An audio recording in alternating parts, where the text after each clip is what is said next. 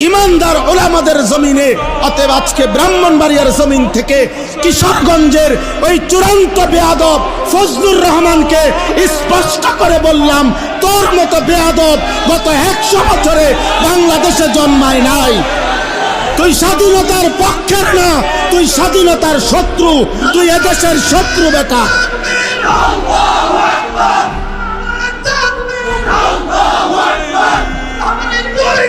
জুতা মারো তালে তালে।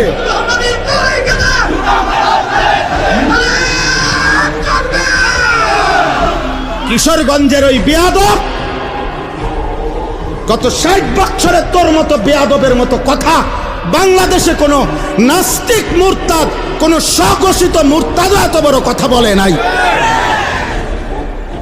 শেষে এদেশের মা বোনদেরকে বলছে যে আপনারা আলেমের সন্তান পেটে নিবেন না। আরে